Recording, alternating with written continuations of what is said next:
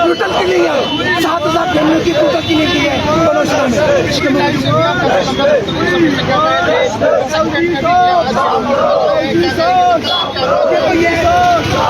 Elected लोग इधर आ गए, एक मुनाफली बने, लाबी जो आई है बहुत से यूपी बिहार से लाबी आई है एलजी साहब ने अपने साथ, वो लाबी जम्मू कश्मीर और यूथ का बहुत नुकसान कर रही है, के जरिए करिए, पुलिस से डरा के करिए, जो भी इनको लगता है, जो भी हार्ड टफ टाइम को दे सकते हैं वो यूथ को दे रहे हैं।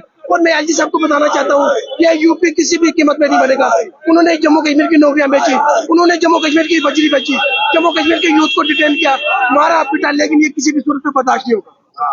कल फहराज मलिक ने आप लोगों को आश्वासन भी दिया, वो वहाँ पर पहुंचे थे, क्या लगता है इस समय चल रही है? देखो, अब इस टाइम जम्मू कश्मीर में 90 इलेक्टेड एमएलए हमारे जम्मू कश्मीर अपने भाई है, हमने उनके सामने फरियाद रखी है कि जो ये स्कैम हुआ है इसको आप असेंबली में रेज कराओ, एलजी साहब को दोबारा बताओ, स्पीकर साहब की नॉलेज तक लाओ, चीफ मिनिस्टर साहब की नॉलेज तक लाओ, ताकि हमारे साथ इंसाफ हो, हमारे साथ जस्टिस हो। जाहिर सी बात हो, दर्शकों इस समय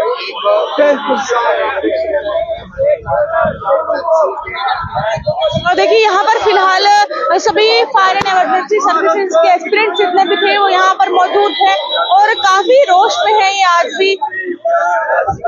हमारी मांगे पूरी नहीं है, हम इनको फर्स्ट तक का टाइम देते हैं, अगर हमारी मांगे पूरी नहीं हुए तो इससे 100 गुना ज्यादा हो के हम रोडे बंद करेंगे, हम रोडे ब्लॉक करेंगे, हम सुसाइड करेंगे, हम वो हर चीज करेंगे जिससे एलजी साहब हो जाए। एलजी साहब को हमारी मांगे माननी पड़ेंगी। वो ये सोचते हैं कि मैं यूपी से आया हूँ और स्कैम करके यूपी चले जाऊंगा, उनकी गलतफहमी है। वक्त बदलता है, इधर जनरल डायर नहीं रहा, सिटीजन नहीं रहा, जितने भी रूलर आए, जितने भी तानाशाह आए, खत्म हो गए, लेकिन एलजी साहब इसको ये स्कैम तो ये गवर्नर साहब के दौर में हुआ है, ये तो लोकल गवर्नमेंट की तब लोकल गवर्नमेंट थी ही नहीं। गवर्नर साहब ने इनकी सब फॉर्मेलिटीज करवाई, संडे के दिन ज्वाइन करवाया, उनकी क्या वो पासिंग परेड में वो अपीयर हुए गवर्नर साहब, खुद इनकी पासिंग परेड करवाई, फिर कमेटी बिठाई, फिर कमेटी से धांधली निकली, वो एसीबी को सीबीआई को एसीबी को फॉरवर्ड किया, वहां से एफआईआर लगाए। आप मुझे एक बात बताओ, अगर इन्होंने सब इंस्पेक्टर्स में, फाइनेंस अकाउंट असिस्टेंट में और जल शक्ति के इंजीनियर जो है वो लिस्ट अगर इन्हीं 3 मेंबर कमेटीज के मतलब रिपोर्ट पे इन्होंने कैंसिल कर दी, इस वाली रिपोर्ट में जिसमें सबसे कम बंदे, खाली 700 बंदों ने 700 एस्पायरेंट्स ने इसमें पार्टिसिपेट किया फाइनल स्टेज पे, इन 700 बंदों मतलब एस्पायरेंट्स को इन्होंने इन्वेस्टिगेट करने में 5 साल लगाए। 5 साल के बाद भी ये एसीबी के लिए ये डाइवर्ट कर रहे हैं। ये टाइम पास करने का क्या मकसद है? या गवर्नर साहब सीधे कहे कि मैंने ये रिक्रूटमेंट आर्टिकल तोड़ दिया था, यहाँ पे हालात खराब होने का खदशा था, मैंने उन अफसर्स को ये गिफ्ट में दे दिए, चलो भाई आप रिश्वत में ले लो और इस कश्मीर को कंट्रोल करके दे दो मुझे। ये जो रिक्रूटमेंट है, सबसे पहली रिक्रूटमेंट आर्टिकल तोड़ने के बाद ये आप गिफ्ट में ले लो, ये मिठाई ले लो, हम लड्डू बांट लेंगे और इनके साथ जो होगा वो देखा जाएगा। तब से हमें एक ऑफिस से दूसरा ऑफिस, एक एजेंसी से दूसरे एजेंसी के लिए ये केस रेफर किया जाता है, लेकिन हमारे साथ कोई इंसाफ नहीं किया जा रहा है। आपको सिर्फ कमेटी बनाई जाती है, कमेटी का आश्वासन दिया जाता है, उन कमेटियों में अभी तक क्यों नहीं कोई निर्णय आप लोगों को? कमेटी ने रिपोर्ट दे दिया है। Committee 3 member committee additional chief secretary are के गोयल जिसका हेड कर रहे थे, उन्होंने अपनी रिपोर्ट बा ईमानदारी से दे दिया। क्या है उस रिपोर्ट में 109 बंदे उन्होंने दिखाए, जिनके 5, 8, 9, 7, 17, 24 मार्क्स है, लेकिन सिलेक्शन लिस्ट में उनको 90, 93, 91 मार्क्स दिखाए हैं, जबकि वो सिलेक्शन लिस्ट में कट ऑफ में बिल्कुल भी नहीं आते थे, बिलो रेंज में भी नहीं फॉल होते थे। और उस वाले लिस्ट में कैटेगरी फ्रॉड कैटेगरी से जिनकी कैटेगरी थी उनको भी सिलेक्ट किया गया है, जिन्होंने फॉर्म अप्लाई ही नहीं किया था वो लोग भी उस कार्रवाई क्यों नहीं? ऐसा कौन सा उन्होंने सोना और पैसे दिए हैं जिनके ऊपर कार्रवाई नहीं हो रही है? एलजी साहब, हम अभी वेट कर रहे हैं, हम आपका इज्जत करते हैं क्योंकि हम मेरिटोरियस कैंडिडेट्स हैं, हम पढ़े लिखे जवान हैं, हम वो लोग नहीं है जो अनपढ़ हैं जिनको आप शील्ड कर रहे हो। हम आपको 1 महीने का खाली टाइम देते हैं, 1 महीने के बाद शायद हम मजबूर हो जाएंगे कुछ गलत काम करने के लिए। एलजी साहब, हम आपको खाली 1 महीने का अल्टीमेटम देते हैं कि आप हमारे फेवर में एक छोटी सी नोटिस निकालिए कि जो भी इसमें कल्प्रिट से उनके ऊपर कार्रवाई चल रही है और उनके ऊपर कड़ी से हमें भरोसा दे दो, और हम इसमें उम्मीद रखते हैं कि आपके पास वो दम है, आपके पास वो ताकत है और वो आप उनके ऊपर एक्शन कर सकते हैं। एक बात बताइए कि कितने students fire and emergency aspirants थे जम्मू कश्मीर के अंदर, कितनों की रिक्रूटमेंट हुई और कितनों को फायर आउट किया गया उस समय? सर इसमें टोटल कैंडिडेट्स जो अपियर हुए थे वो 6,000 कैंडिडेट्स थे और जिनकी सिलेक्शन इस डिपार्टमेंट से हो गई, इस रिक्रूटमेंट से हो गई, वो 689 कैंडिडेट्स हैं, पौने 700। बट बदकिस्मती से कहना पड़ता है उन 700 में से एक भी बंदा ऐसा नहीं दिखता है जो अपने बलबूते पे लगा हुआ है। मैं आपको एक फैक्ट बताऊंगा सर, इन्वेस्टिगेशन में मुझे भी बुलाया गया, मैं 18 में टॉपर था, मुझे भी बुलाया गया, डीजी साहब ने बोला कि आप भी एप्लीकेशन लिखो और जो सिलेक्टेड कैंडिडेट है वो भी एप्लीकेशन लिखेगा। सर आपको पता है उससे क्या एप्लीकेशन लिखी? जैसे कि हम टेक्स्ट मैसेज करते हैं उर्दू में, वैसे लिखे हम HAM, वो YOH, वैसे एप्लीकेशन लिखी और डिपार्टमेंट 5 साल से वो नौकरी कर रहा है। आप बताइए कौन सा इंसाफ? कहाँ है LG साहब?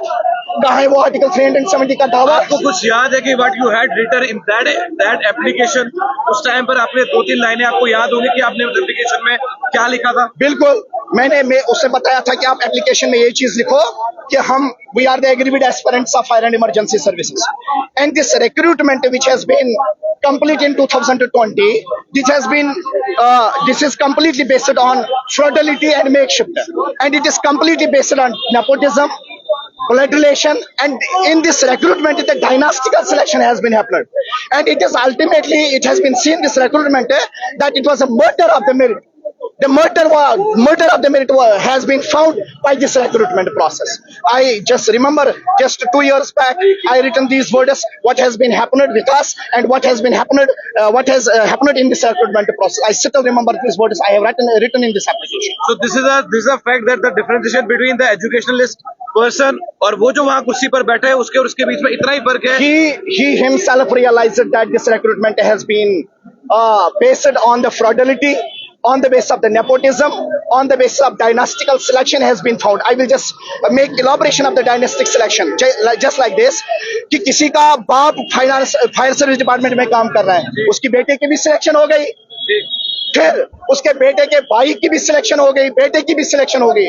4 डायनास्टीज अभी भी फायर सर्विस में काम कर रहे हैं, बेटे का बेटा भी और बेटे का बेटा। यानी कि जैसे हेरिडिटी ब्लड प्रेशर होता है वैसे नौकरी। डायनास्टिकल सिलेक्शन वहां पे हुई। आप देखिए रिक्रूटमेंट और जो सिलेक्शन लिस्ट है आप वो अपने नोटिस में लाइए, मीडिया में लाइए, खुद आपको बताएगा इसमें कितनी दाखिली हुई है।